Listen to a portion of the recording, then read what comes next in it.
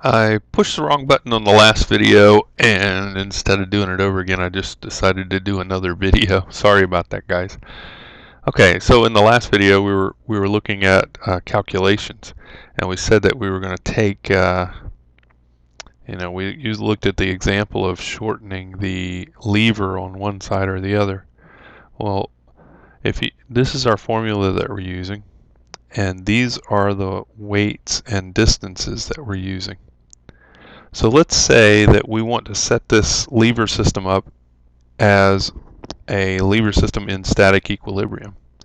So now, if we don't know all of the components, we can figure them out using algebra. So we know here that we can use the information that we had last time. We can say that we have 60 pounds for the force of effort, and we can say that we know that 6 feet, right here it says 6 feet, for the distance of effort. We also know that on the right side of the equation we have a force of 50 pounds. But what we don't know is the distance of resistance. Now let me just stop here for a second. The left side of the fulcrum, both of those are effort, distance effort, and force of effort. That means that the left side of the equation is the moment of effort. So we call this a moment. And on the right side, since both of these, the force and the distance, are going to be called resistance, that's the moment of resistance. Okay? So we use that terminology. Now, what do we need to do? We need to multiply 60 times 6, but we also need to multiply 50 times dr. Well, you can't just multiply 50 times dr. You got to do something to the equation to make it work out.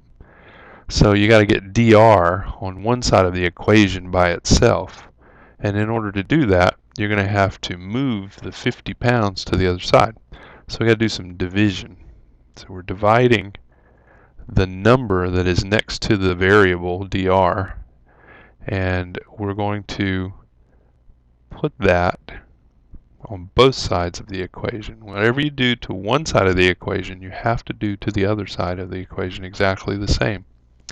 Well, let's look at this for a second. You know that a fraction, if you have a fraction of 1 over 1, that equals 1, right? So when you multiply something by 1, that means that, it's the same. So dr, right now, we've changed this equation to say dr times 1. 1 over 50, pounds over pounds is 1. So we can take and factor this out.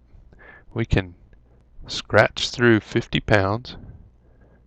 We can do the same thing for the 50 pounds on the top. So we're factoring that out. On the other side of the equation, we can do the same, similar. We can factor out the pounds on this side of the equation, and we can factor out the pounds at the top.